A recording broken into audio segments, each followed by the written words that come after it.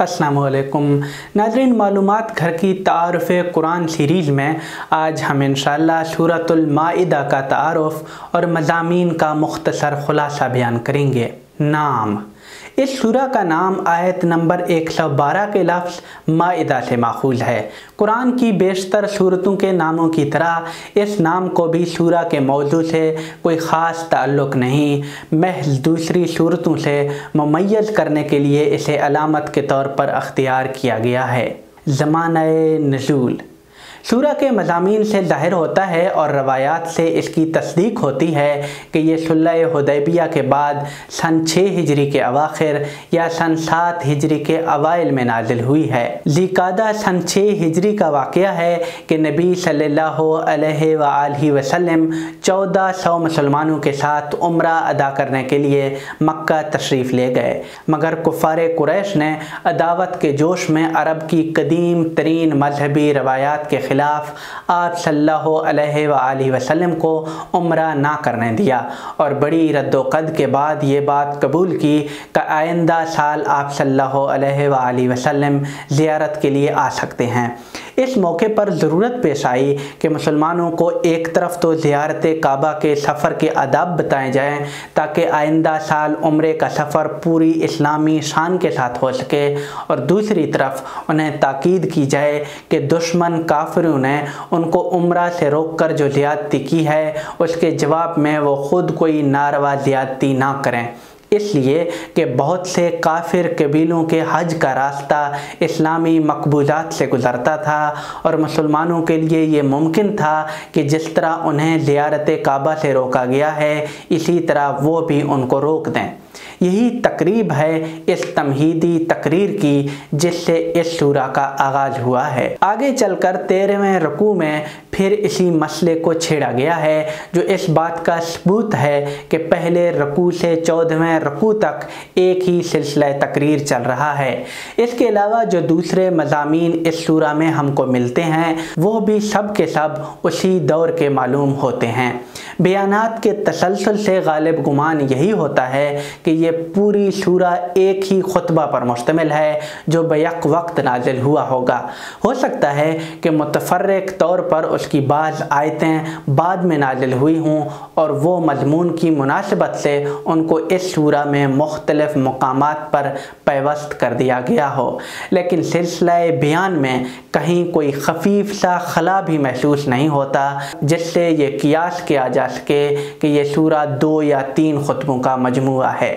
सूरा का मरकज़ी ख़याल, ये सूरा पहले ग्रुप की आखिरी सूरा है। इसमें अल्लाह ताला ने उम्मत मुस्लिमा से आखिरी उम्मत की हैसियत से अपनी आखिरी और कामिल शरीयत पर पूरी पाबंदी के साथ कायम रहने और उसको कायम करने का अहद व पैमान लिया है। इससे पहले ये अहद व पैमान अहले किताब से लिया गया था, लेकिन वो जैसा कि पिछली सूरतों से वाज़े हुआ इसके अहल साबित ना हुए, इस वजह से माजूल किए गए और उनकी जगह अल्लाह ताला ने इस उम्मत को दी और इसको अपनी आखिरी और मुकम्मल शरीयत का हामिल और अमीन बनाया। अब इस सूरा में अहद व पैमान लिया जा रहा है कि तुम पिछली उम्मतों की तरह खुदा की शरीयत के मामले में खाइन और गद्दार ना बन जाना, बल्कि पूरी वफादारी और कामिल उस्तवारी के साथ इस अहद को निभाना, इस पर ख़ुद भी कायम रहना, दूसरों को भी कायम रखने की कोशिश करना और इस राह में पूरी अज़ीमत व पामर्दी के साथ तमाम आजमाइशों और तमाम ख़तरात का मुकाबला करना। सूरा के मतालिब की नौइयत, सूरा के मौजू के तकाज़े से इसमें जो मतालिब बयान हुए हैं उन पर एक सरसरी नज़र डालने से भी चंद बातें बिल्कुल नुमायाँ तौर पर सामने आती हैं। एक ये कि इसमें जो अहकाम व कवानीन बयान हुए हैं वो दावत इस्लामी के उस दौर से ताल्लुक़ रखने वाले हैं जब तकमील दीन और इत्माम नेमत इलाही का मरहला सामने आ चुका था। ज़ाहिर है कि अहद व पैमान लेने के लिए सबसे ज़्यादा मौजू अहकाम यही हो सकते थे। इन पर अहद व पैमान लेने के मानी ये हैं गोया पूरी शरीयत पर अहद व पैमान हो गया। दूसरी ये कि इन अहकाम में इम्तिहान व इब्तला का पहलू बहुत नुमायाँ है। पिछली उम्मतों को इस तरह के जो अहकाम दिए गए थे उनमें उन्होंने ठोकरें खाईं जिसके नतीजे में वो खुदा के मातूब व मग़लूब हुई। اللہ تعالیٰ نے اس امت پر یہ فضل فرمایا کہ عہد و پیمان لیتے وقت ایسے احکام خاص طور پر سامنے کر دیے تاکہ یہ امت پاؤں پھسلنے کے ان مقامات سے اچھی طرح ہوشیار رہے۔ ظاہر ہے کہ جو خطرے کی جگہوں پر اپنے آپ کو سنبھال سکے گا اس سے توقع یہی ہے کہ وہ ہموار جگہوں میں ٹھوکریں نہیں کھائے گا۔ تیسری یہ کہ اس میں تفصیل کے ساتھ یہود و نصارہ کے نقض عہد کی تاریخ بھی بیان ہوئی ہے اور اس کے اسباب و محرکات پر بھی روشنی ڈالی گئی ہے تاکہ یہ تاریخ اس امت کے لیے سبق آموزی اور عبرت پذیری کا ذریعہ بن سکے۔ چوتھی یہ کہ اس میں انفرادی و اجتماعی زندگی کے ان مخفی گوشوں کی خاص طور پر نشاندہی کی گئی ہے جہاں سے شیطان اور اس کے ایجنٹوں کو در آنے کا موقع ملتا ہے اور پھر وہ فتنے سر اٹھاتے ہیں جو روکے نہ روکیں تو پوری شریعت تاراج ہو کے رہ جاتی ہے۔ پانچویں یہ کہ اس میں وہ اصول و ضوابط پوری طرح واضح کر دیے گئے ہیں جن کا اہتمام عہد الہی پر قائم و استوار رہنے کے لیے ضروری ہے۔ یہ 5 باتیں سامنے رکھ کر جو طالب حق تدبر کے ساتھ اس سورہ کی تلاوت کرے گا وہ اس کے موضوع اور اس کے نظام کے سمجھنے میں انشاءاللہ کوئی الجھن نہیں محسوس کرے گا۔ اگرچہ سورہ کے نظام کو سمجھنے کے لیے یہ اشارات بھی کافی ہیں، تاہم پوری سورہ کے مضامین کا تجزیہ بھی ہم آپ کے سامنے پیش کیے دیتے ہیں تاکہ تمام مطالب بیک نظر سامنے آ جائیں۔ سورہ کے مطالب کا تجزیہ۔ آیات 1 تا 5 اللہ سے باندھے ہوئے ہر عہد کو پورا کرنے کی تاکید، اشہر حرم اور تمام شعائر الہی کی نگہداشت کی ہدایت، یہاں تک کہ حالت احرام میں شکار بھی ناجائز ہے اور دوسروں کی انگیخت بھی اس بات کے لیے عذر نہیں ہو سکتی کہ شعائر الہی کی حرمت کو کوئی بٹا لگے۔ تعاون نیکی اور تقوی کے کاموں میں ہونا چاہیے، نہ کہ گناہ اور حدود الہی سے تجاوز کے کاموں میں۔ اس امت کے لیے کھانے پینے کی چیزوں میں سے جو چیزیں حرام ہیں ان کی تفصیل و تکمیل اور یہ ہدایت کہ اب تمہیں کسی کی پرواہ کرنے کی ضرورت نہیں ہے۔ اب تمہارے مخالفین نہ یہ توقع رکھتے کہ ان کے دین اور تمہارے دین میں کوئی مفاہمت ہو سکے گی اور نہ وہ یہ امید کرتے کہ وہ اس دین کو شکست دے سکیں گے۔ اب تمہارا دین کامل ہو گیا اور تم پر اللہ نے اپنی شریعت کی نعمت تمام کر دی۔ اب تم بس اسی کی پیروی کرو اور دوسروں سے بے پرواہ ہو جاؤ۔ تربیت کردہ شکاری جانوروں کے شکار، اہل کتاب کے کھانے اور کتابیہ سے نکاح کے بارے میں حکم اور یہ تنبیہ کہ جو ایمان کے ساتھ کفر کو جمع کریں گے ان کے سارے اعمال اکارت جائیں گے۔ آیات 6 اور 7 نماز کے لیے وضو کا حکم اور عذر و مجبوری کی حالت میں تیمم کی اجازت اور تنبیہ کہ اس حکم اور اس رخصت سے اللہ نے تمہیں پاکیزہ بنانا اور تم پر اپنی شریعت کی نعمت کو کامل کرنا چاہا ہے تو اللہ کے شکر گزار رہنا، اس کے اس انعام کو یاد رکھنا اور سمینا و اطانا کا اقرار کر کے اپنے رب سے جو عہد تم نے باندھا ہے اس پر مضبوطی سے جمے رہنا۔ آیات 8 تا 11 مسلمانوں کو مخالفوں اور دشمنوں کی شر انگیزیوں کے باوجود حق و عدل پر قائم رہنے کی ہدایت۔ اللہ کا وعدہ مغفرت انہی کے لیے ہے جو ایمان اور عمل صالح پر قائم رہیں گے۔ مسلمانوں کو یہ یاد دہانی کہ دشمن کے ایک گروہ نے تم کو زخم پہنچانی چاہی تو خدا نے اس کو بے بس کر دیا، تو اللہ ہی سے ڈرو اور اسی پر بھروسہ کرو۔ آیات 12 اور 13 بنی اسرائیل سے میثاق کا حوالہ کہ اللہ نے ان سے عہد لیا کہ اگر وہ اللہ کی شریعت پر قائم رہیں گے تو اللہ ان کے ساتھ ہوگا اور اگر وہ اس عہد کو توڑ دیں گے تو گمراہ اور خدا کی معیت سے محروم ہو جائیں گے، لیکن انہوں نے اس عہد کو توڑ دیا جس کا نتیجہ یہ ہوا کہ اللہ نے ان پر لعنت کر دی۔ آیت 14 نصارہ کے میثاق کا حوالہ کہ خدا نے ان سے بھی میثاق لیا لیکن وہ اس کا ایک حصہ بھلا بیٹھے، جس کا نتیجہ یہ ہوا کہ ان کے اندر قیامت تک کے لیے اناد و اختلاف کی آگ بھڑک اٹھی اور وہ آخرت میں بھی اس کی سزا بھگتیں گے۔ آیات 15 اور 16 اہل کتاب کو دعوت کہ اللہ نے اپنے آخری پیغمبر اور قرآن کے ذریعے سے جو روشنی تمہیں دکھائی ہے اس کی قدر کرو اور اندھیرے میں بھٹکنے کی بجائے سلامتی کی راہ اور صراط مستقیم کی طرف آؤ۔ آیات 17 تا 19 نصارہ کو ملامت کہ انہوں نے مسیح کو خدا بنا لیا اور یہود و نصارہ دونوں کے اسلام کی تردید کہ وہ خدا کے بیٹے اور چہیتے ہیں، نیز یہ تنبیہ کہ خدا نے اپنا رسول بھیج کر ان پر حجت تمام کر دی ہے، اب ذمہ داری تمام تر ان کی ہے۔ آیات 20 تا 26 بنی اسرائیل کو ان کی تاریخ کے اس واقعہ کی یاد دہانی کہ خدا نے ان کو اپنے عظیم فضل سے نوازا، ان کو فتح و نصرت کے وعدے کے ساتھ ارض مقدس میں داخل ہونے کا حکم دیا، لیکن انہوں نے بزدلی دکھائی اور اپنے اندر کے وہ اولو العزم آدمیوں کی ہمت افزائی کے باوجود اپنے پیغمبر کے حکم کی تعمیل سے انکار کر دیا، جس کی سزا ان کو یہ ملی کہ 40 سال تک صحرا ہی میں بھٹکتے رہ گئے اور ان کو ارض مقدس میں داخل ہونے کی سعادت حاصل نہ ہوئی۔ آیات 27 تا 31 آدم کے 2 بیٹوں کا قصہ، جس سے یہ سبق حاصل ہوتا ہے کہ ایک خدا ترس انسان کس طرح دشمن کی انگیخت کے باوجود خدا کے عہد پر قائم رہتا ہے، اور ایک شریر انسان کس طرح فاسد جذبات سے مغلوب ہو کر اپنے بھائی کو قتل کر دیتا ہے اور پھر اعتراف گناہ کی بجائے اس کو چھپانے کی کوشش کرتا ہے۔ آیت 32 اس امر کا بیان کہ نفس انسانی کو مذکورہ بالا خرابی کے سدباب کے لیے اللہ نے بنی اسرائیل کے لیے یہ قانون بنایا کہ ایک کا قاتل سب کا قاتل اور ایک کا بچانے والا سب کا بچانے والا ہے، یعنی قتل جماعتی جرم اور حفاظت جان جماعتی ذمہ داری ہے، لیکن بنی اسرائیل نے اس قانون کا احترام نہیں کیا بلکہ اپنے رسولوں کی کھلی ہوئی ہدایت و تنبیہات کے باوجود خدا کی زمین میں فساد مچاتے رہے۔ آیات 33 اور 34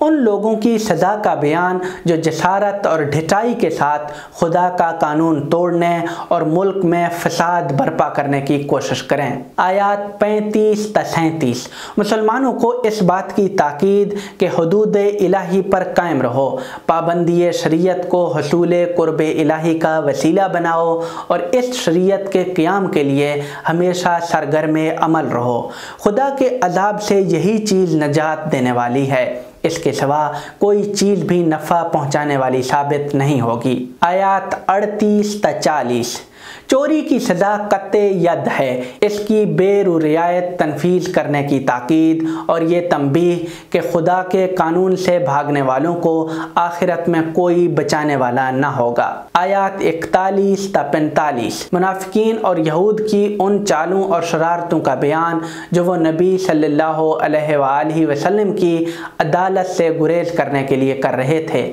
ان محرکات کی پردہ دری جو ان شرارتوں کے پیچھے تھے۔ حضرت صلی اللہ علیہ وسلم کو تسلی کہ آپ ان لوگوں کی شرارتوں سے آزردہ نہ ہوں اور یہ خواہ کچھ کریں، آپ جب بھی ان کے معاملے میں فیصلہ کریں ٹھیک قانون عدل کے مطابق کریں۔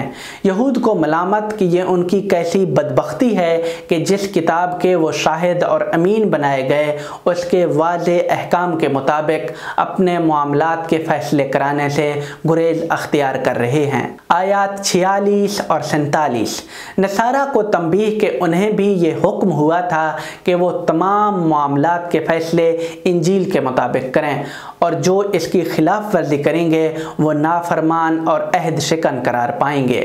آیات 48 تا 50 حضرت صلی اللہ علیہ وآلہ وسلم کو خطاب کہ قرآن تمام اختلاف کے درمیان قول فیصل بن کر نازل ہوا ہے، اب یہی تمام پچھلے صحیفوں کے لیے کسوٹی ہے، اہل کتاب کی بدعات کی کوئی پرواہ نہ کرو، ہر معاملے کا فیصلہ اسی کی روشنی میں کرو، اگر یہ اہل کتاب اپنی بدعات چھوڑنا نہیں چاہتے تو تم ان کو ان کے حال پر چھوڑ دو، ان کا فیصلہ قیامت میں ہوگا، ہوشیار رہو کہ یہ تمہیں اپنی بدعات و خواہشات کی طرف موڑنے نہ پائیں۔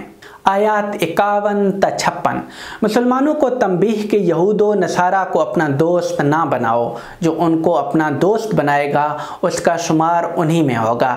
मुनाफिकीन के इस राज का इजहार कि ये डरते हैं यहूद व नसारा से खुल्लम खुला बिगाड़ कर लिया और कल को पल्ला उन्हीं का भारी रहा तो क्या होगा। हालांकि इन्हें ये सोचना चाहिए कि इस्लाम की फतह के बाद अगर इनका सारा पोल खोल दिया गया तब क्या होगा।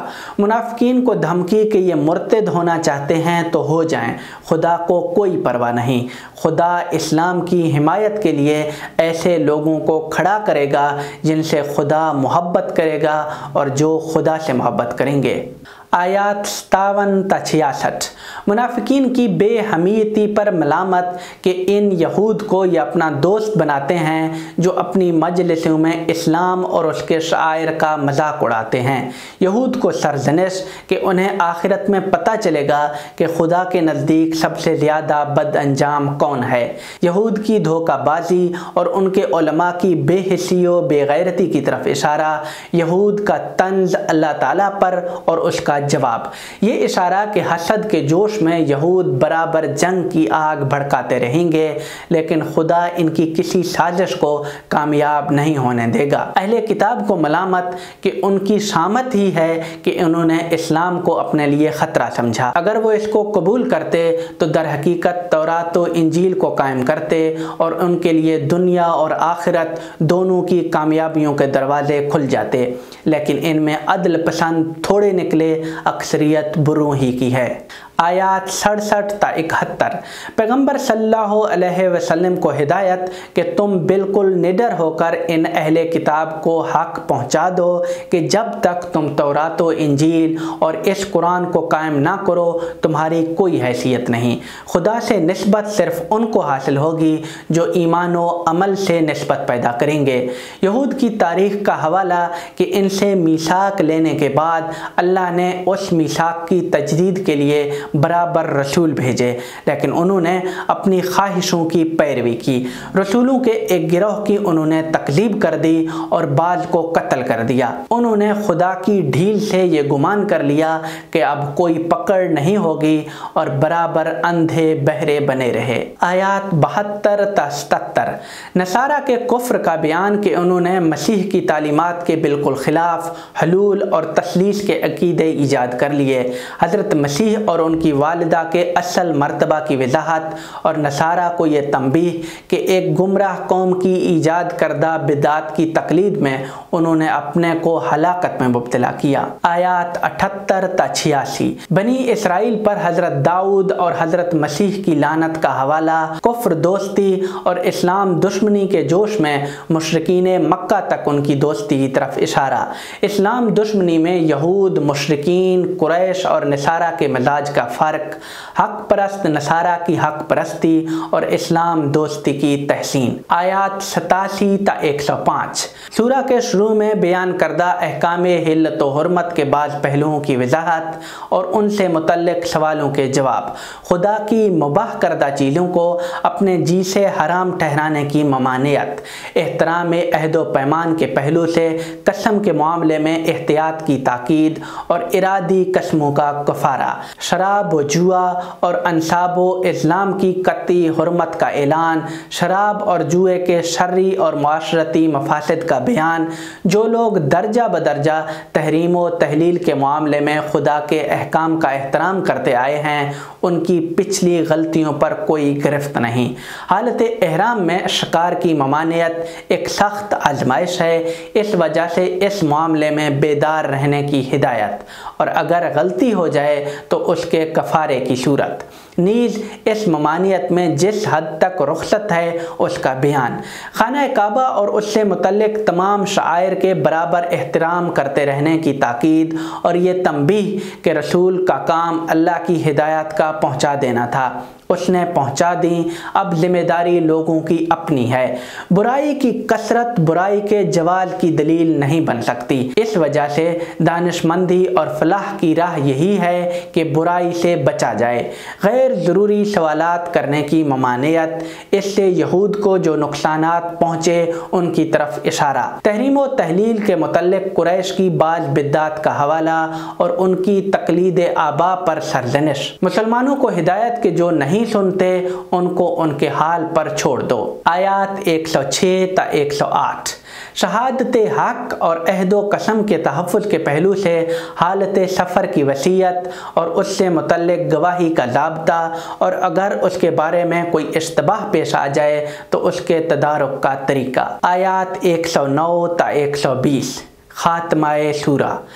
قیامت کے دن انبیاء اپنی اپنی امتوں کے باب میں شہادت دیں گے کہ انہوں نے اللہ کی طرف سے لوگوں کو کیا بتایا اور سکھایا، اور لوگوں سے کن باتوں کے کرنے اور کن باتوں کے نہ کرنے کا عہد و اقرار لیا، تاکہ ہر امت پر حجت قائم ہو سکے کہ جس نے بھی کوئی بد عہدی کی ہے اس کی ذمہ داری تمام تر اسی پر ہے، اللہ کے رسول اس سے بری ہیں۔ اس شہادت کی نوعیت واضح کرنے کے لیے بطور مثال حضرت عیسیٰ علیہ السلام کی شہادت کا تفصیلی تذکرہ، تاکہ یہ واضح ہو سکے کہ اللہ نے اپنے نبیوں اور رسولوں پر جس شہادت حق کی ذمہ داری ڈالی ہے وہ اس کے بارے میں عند اللہ مسئول ہوں گے، اور ان کے واسطہ سے امتوں نے جس قیام بالقسط اور شہادت حق کا عہد و پیمان خدا سے باندھا ہے وہ اس کے لیے مسئول ہوں گی، اور آخرت کی فلاح اور خدا کی خوشنودی ان کو حاصل ہوگی جو اس عہد کا حق ادا کرنے والے ثابت ہوں گے۔ ناظرین، اس سورہ کے حوالے سے آپ تک یہی باتیں پہنچانی مقصود تھی۔ اس سے پچھلی سورتوں کا خلاصہ دیکھنے کے لیے اس پلے لسٹ پر کلک کریں۔ آپ کا بہت بہت شکریہ۔